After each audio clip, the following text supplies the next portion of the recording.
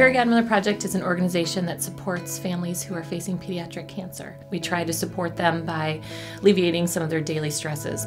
In 2003, we lived down the street from a family who had a child who survived brain cancer.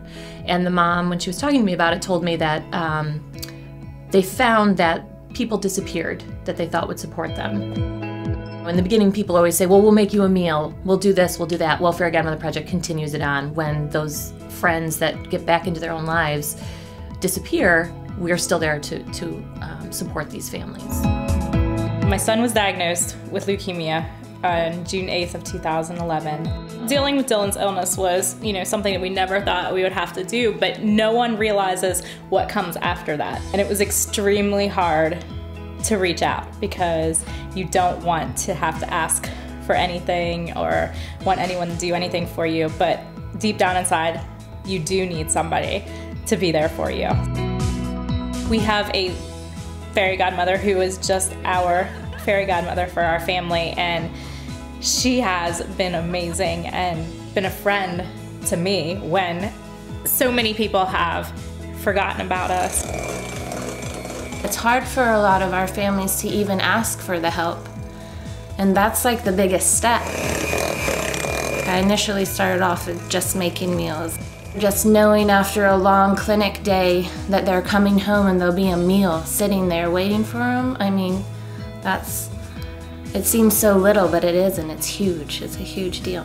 You don't realize that you're suddenly driving to Richmond 2 times a week because the closest clinic is in Richmond. There is no clinic in this area. You're paying for gas in your car that wasn't needed before. You're there all day. You get home, you're totally exhausted, and you don't want to cook. We're out and about all the time. It's easy to just, have the dinner with you and pop by and drop it off. The families know that a meal is coming. They have their coolers out, you drop it off and you go. We provide 2 meals a week per family. We also provide monthly lawn care. We provide an option to have date nights. So we try and keep all those things going that they really have let go of, that they just haven't had time, they don't have time to do. There were meals, there were gas cards, there was people that understood what we were going through and really wanted to help. I love capturing moments for people. Is that natural? Families who are dealing with pediatric cancer can barely get the day-to-day tasks done, so pictures fall to the bottom of the priority list, yet they're so important. Andy and I discussed the possibility of incorporating that idea into Fairy Godmother Project and offering all the families that Fairy Godmother Project would serve a photography session. The first session that I ever did for Fairy Godmother Project was for a 13-month-old who unfortunately passed away less than 3 weeks later. They were the only professional portraits the family had done together and the only professional portraits of the little boy. Those photos, the mom has told us, will be the only way that his older sister remembers him. And just to know that Stephanie did that, and that we did that as an organization is just absolutely awesome. For me, and I think all of our volunteer photographers, we're people who want to do something, want to give back, want to help. And so to be able to use our talent to help is very satisfying and rewarding. How about one more? I'm so blessed to have healthy children and a good life, and if I can give back a little bit, then to me it's worth it. The main thing that keeps us going is our volunteers. Many of our volunteers, part of their family culture is that they are helping and they're giving back to these kids and these families. I hadn't had a haircut in a year because of his treatment, because that was just something that I didn't have time for. Fairy Godmother is so great about having a woman that comes to your house and helps you and cuts your hair. I'll never forget the day that she came and cut my hair, and then Dylan had lost all of his hair in treatment, and she put him up on the chair and she cut the few little hairs he had, and it put the biggest smile on his face.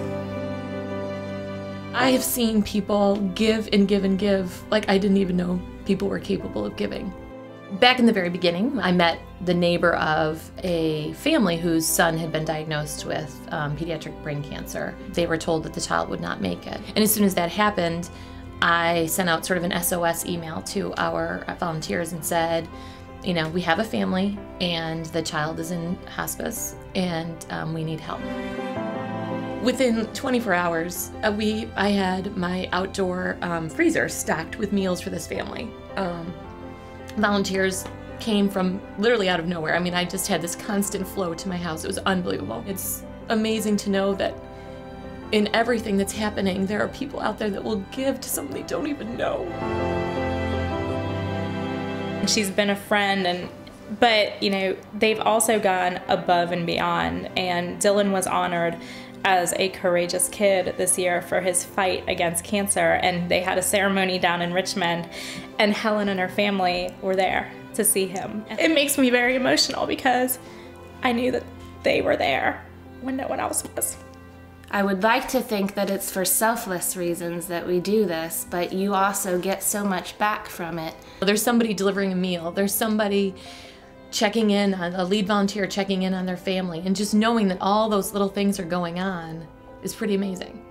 I don't want to think about where I'd be without Fairy Godmother Project.